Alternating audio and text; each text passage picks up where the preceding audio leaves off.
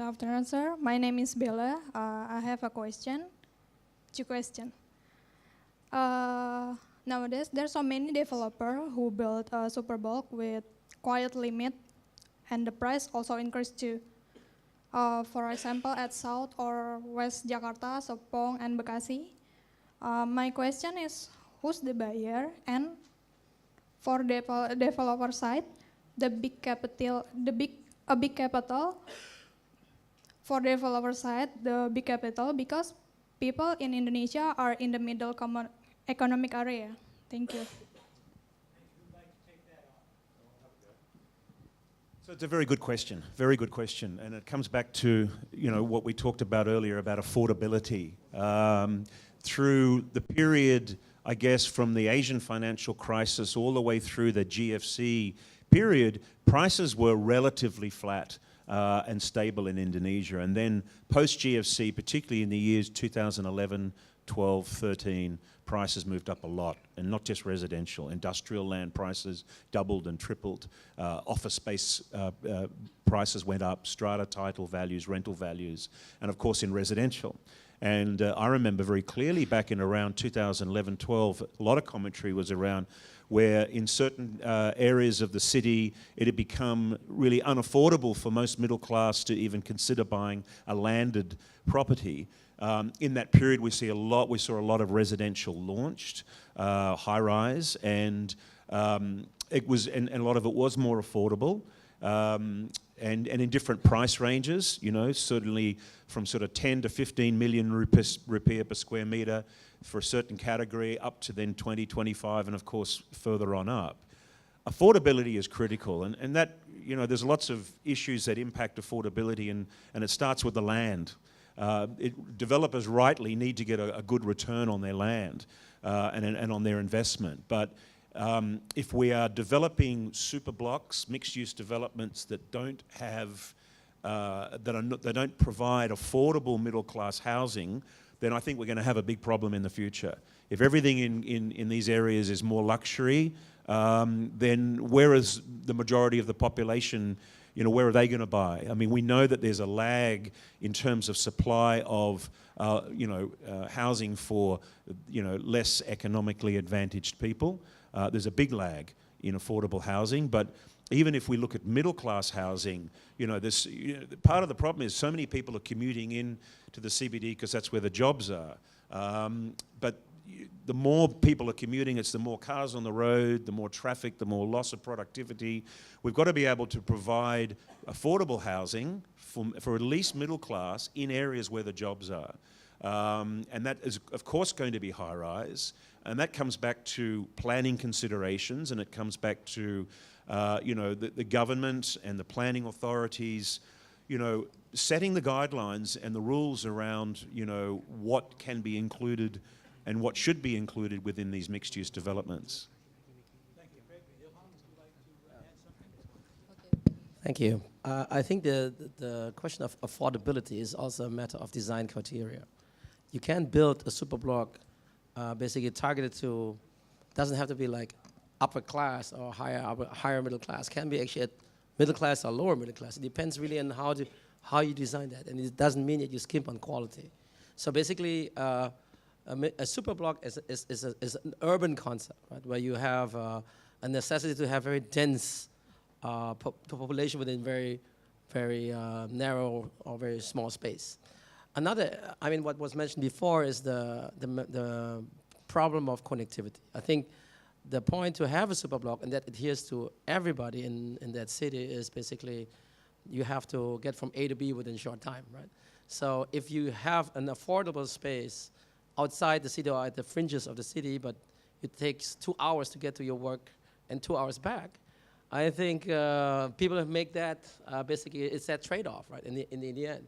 So that is, I think, why not only super blocks, but in general, high-rise buildings with people living in it, that will be more and more important for cities like Jakarta. And in fact, also other cities like Batam. That was, to our surprise, that we didn't think the take-up would be that good, but it is because of that. You have to adjust the design and the concept to what is needed by the local population, and it really addresses the problem of connectivity, people wanting to commute and don't want to spend too much time on the road, basically. Thank you. Thank you, Ilham. This is time for a quick survey. How many of you, this is your commute from office to home every day, how many live within half an hour, 30 minutes of where you work? Raise your hand. Hi, please, hi. Look around. Maybe 5% at most. Okay. How many live within 1 hour? How many live within 1 hour of where they? Okay. How many live within between 1 and 2 hours? And now the saddest group of all. How many more than 2 hours from where you live? Okay, nobody's sad, so good. So a question also this brings up, I think, Joshua, you mentioned mortgages and finance. I think one of the obstacles to mortgages here is lack of clear title on a lot of the landed real estate. Now, when you have an apartment block that's properly zoned and properly licensed, that issue should go away. Do you find it easier to finance people? Is there more finance available for people moving into property, high-rise or whatever, superblock property? Any here? Thanks, Jim. What I see currently, maybe actually there is appetite for the bankings to finance to the consumer, yeah, who wants to buy apartments or condominium and etc.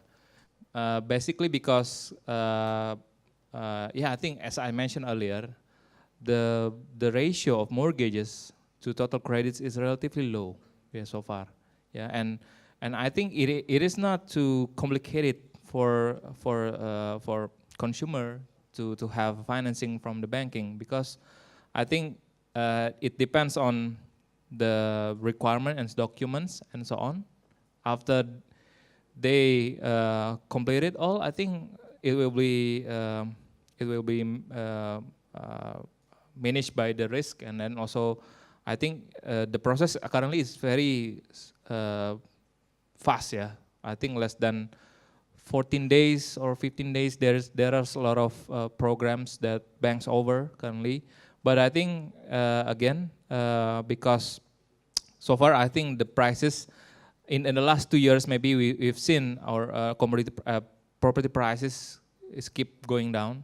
But however, as I mentioned earlier as well, as per second quarter, property prices in Indonesia already increased. It means that demand is already there. Yeah, yeah. So far I think, and again, thanks to government's commitment to boost the property and also tax amnesty, I think it has a good impact, very significant impact for investor who wants to buy superblocks or property in Indonesia.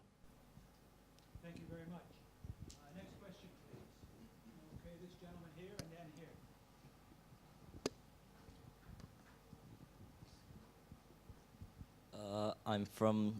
I'm a student from Jakarta Nanyang School. My question for you is, you mentioned that the demand for property is there and the demands and the property sector is increasing. With high demand, there tends to be price rising. How concerned are you at this point for property to go into the stage of inflation, where prices are so expensive that the demand starts to drop and the property sector starts to decrease? Thank you. Yeah, I think, yeah, if we consider inflation to be finally a real property prices, I think the increase still relatively healthy.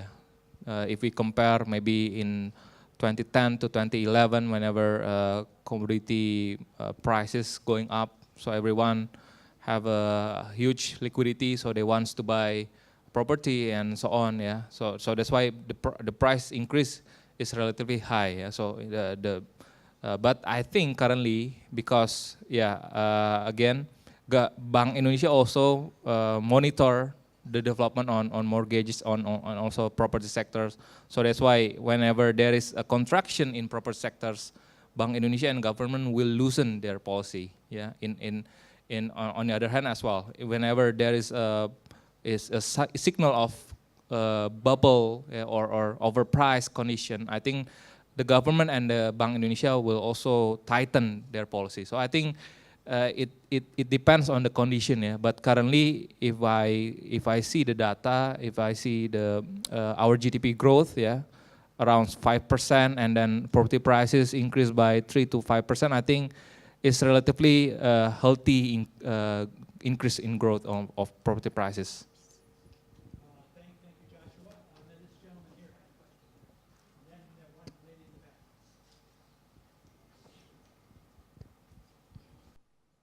Thank you. My name is Hans from HPI Real Estate Consulting. My question is especially for Mr. Ilham Habibi. I'm interested in the Meisterstad project, especially because we are talking about Superblock. Basically, in my experience, is if you want to build a project, it's easily like that, as long as you have the capital or the land. But the main problem is how you will sell it, right? If I'm not mistaken, your project is about 7,000 apartment and almost 2,000 office. So I'm wondering what were you thinking when you set up the project with almost 1,000 units? Because for me, if this project is in Jakarta, you will be selling out in maybe in 2 or 3 years. But this is in Batam. So if I'm a buyer, I will ask this maybe 2 questions. What will I gain after I buy this project? So maybe capital gain. If you're talking about capital gain, then how much I will get in the next few years. And secondly, if I'm not the user and most buyer is investor, so in a one pyramid size, the most people is investor market. And what will I get if I rent this out? So if I can ask, if I am Mr. Ilham Habibi, if I can answer these 2 questions, I think I'm positive this project will be selling out in only a matter of few years. Maybe, actually I'm studying your project now. Yeah, thank you. Okay. Thank you very much. Well, first of all, this project, of course, is in phases, right? We have now started the first phase, and we have sold already 2 towers. The third one is in work, basically. If you look at the buyer, about 80% of the buyers are coming from Batam, really from that island. 15 are coming from everywhere else in Indonesia, predominantly Jakarta, Surabaya, Medan. And only 5% come from outside Indonesia. So we have actually not really gone fully ahead and sold to, say, Singapore, right? So I think in order to answer your question, maybe more something that makes sense, I have to go beyond Batam. You have to see the bigger picture of where Batam is and what does it mean in the future of the economy of Batam, which I see in complete synergy with Singapore and Johor Bahru. And this phenomena we already see today. There are certain types of people in Singapore, in certain projects, certain companies that prefer to live in Batam and commute every day to Singapore. Because Singapore is, I think there are some polls say that Singapore is the most expensive city in the world already. Might be true, might not be true, but for sure it's top 10, I would say, right? For sure. So, and that trend will continue. I mean, labor-intensive work will cross over either to Johor Bahru or to Batam. That would be an industrial development. But Singapore will be more and more be service-oriented, where people will work and basically live or not live in Singapore. There are other developments, not only in Batam, but in Johor Bahru. There are whole cities being, I think in the Iskandar area, there's some big developments over there. Well, the commute time between between Batam and Singapore, if you take a ferry from World Trade Center to, say, Batam Center, that takes you about 45 minutes. There are others where it takes only 25 minutes, say, from Tanah Merah to Nongsa, which is more on the eastern side. Tanah Merah, by the way, is near Changi in Singapore. So personally, I think, or we think from our company, that the future of Batam is not only isolated Batam, but you have to look what is actually this triangle between Singapore, Johor Bahru, and Batam. An example that you can maybe internalize is in the 50s, Hong Kong, the city, was basically a manufacturing hub. Then in the 60s, 70s, it wasn't affordable anymore, and manufacturing went across the border to Guangzhou province, Guangdong province, sorry. And now, in today's world, 20% of the GDP of China is in that province alone. If you, at some point in time, the living became also very, people were crossing actually, or living in cities around in Hong Kong, because they were working in synergy somehow with Hong Kong. I don't know that in detail whether they were commuting or not. Maybe a different story, because commute those days between mainland China and Hong Kong was not always that easy. But the advent of a big city like Shenzhen, I think, is basically a spillover effect of Hong Kong's own development. I see that also in Singapore in relationship to Batam and Johor Bahru. I think that there will be a similar effect where we see a lot of need for people to live in urban spaces such as in our Meisterstadt project. But you have to look at the location of Meisterstadt. It's very near to the ferry.